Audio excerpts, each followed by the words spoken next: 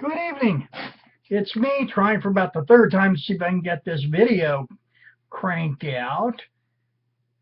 Yep, it's me, Frank Fry, the gaming geezer. And tonight I'm going to do a brief recap of the first episode of my Shadows of the Dragon campaign. Tonight's episode, All That Glitters. Ta-da! Okay, we start February of 1936 in Berkeley, California, at the Sherburne Institute for the Study of Pacific Antiquities. Our three characters, there should have been four, but one of them couldn't make it this evening, are as follows. Dr. Maxine Max Darling, girl genius of the 1930s. Max works for the Institute. She does things such as materials analysis, other useful things. She does a lot of things. And, excuse me. Next is Leonard, don't call me Leonard, Ravenclaw, a wealthy big game hunter, rumored bounty hunter, whose wealthy family were major contributors to the Institute, as played by Andre Carrero. And finally, played by Brian Wasden,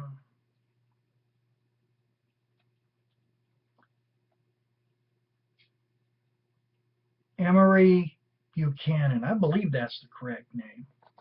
I'll get it right the next time. Sorry about that.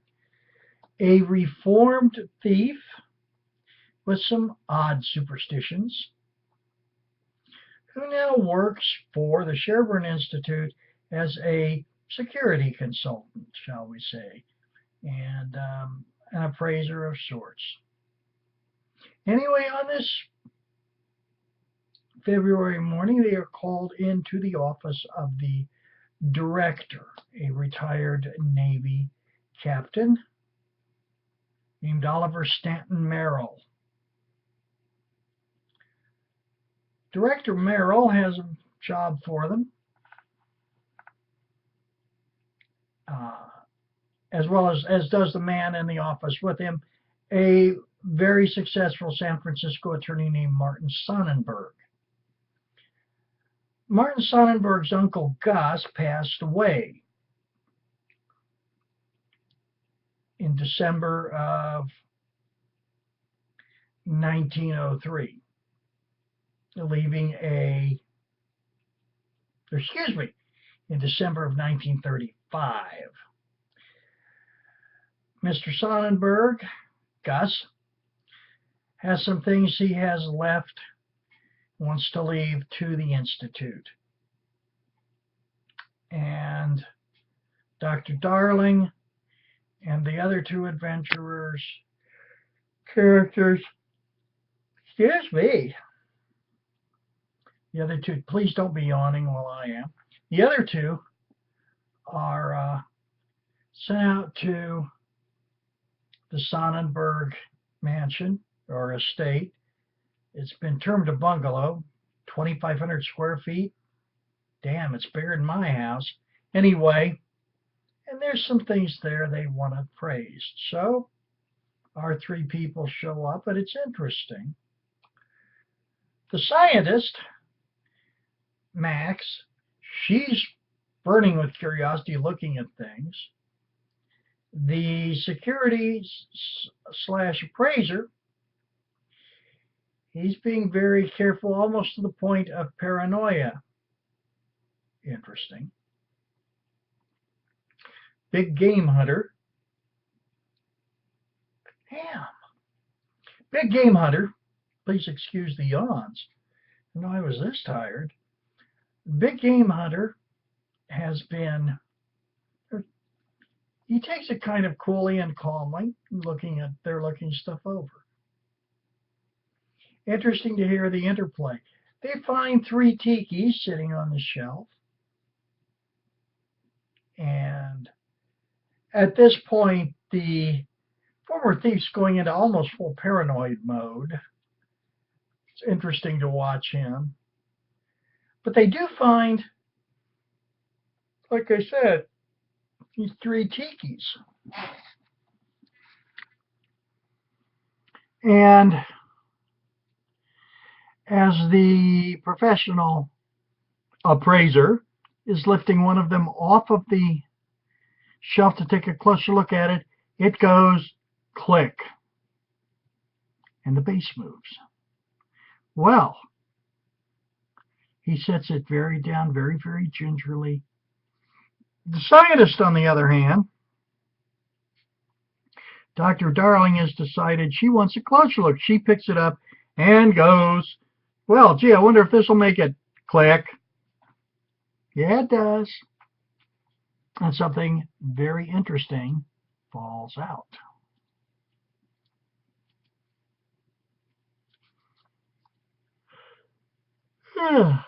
Excuse me. This. Yes. This. I'm just hoping the autofocus can bring it in. A coin. That's right. A coin like they've never seen.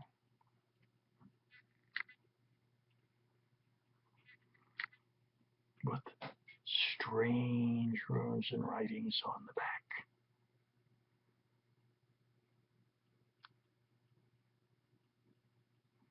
So they look at the coin, they examine it. Dr. Darling takes out her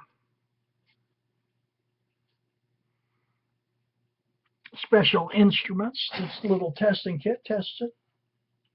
It's like nothing she's ever seen before. It has elements of copper, gold, and she's not sure what else.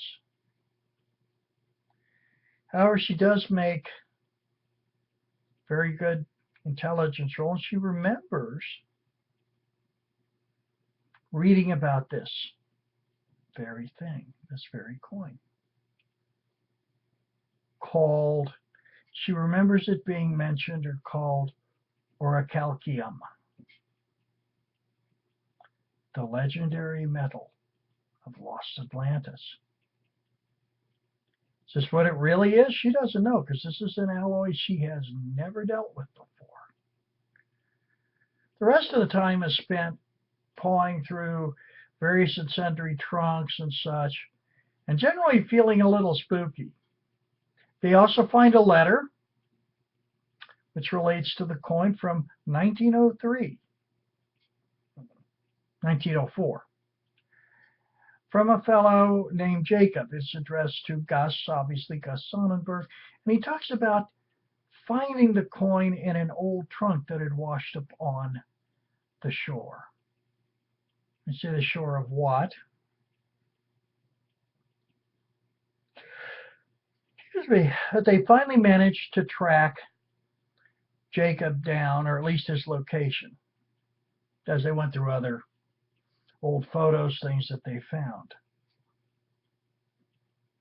Now, Max took the coin and placed it around her neck on a string. They did some more investigating, in which they found out that Jacob may have written a letter from a little island in the South Pacific, part of a chain called the Celatans, or the Celatan Archipelago.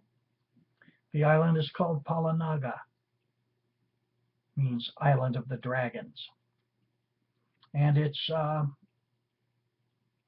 capital is a port called Kotapuri. They continue. They try to look. They note that Mr. Sonnenberg had an extensive library on Atlantis and another one on Mu, the lost continent, and a third library or mini library collection of books on Lemuria. They find this very interesting, but it's dark, it's night. They finish their meal. They go upstairs to go to bed. They are rudely awakened several hours later by the sound of breaking glass. They hear movement downstairs. They go to the upstairs. Oh, they look down and are greeted by gunfire.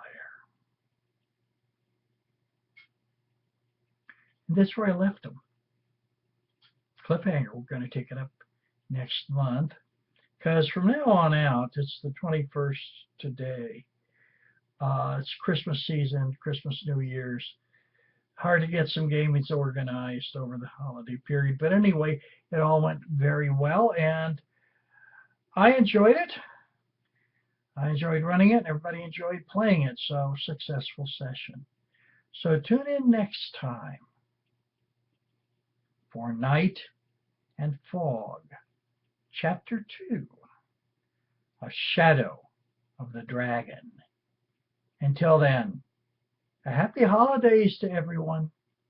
And remember, have fun, play games.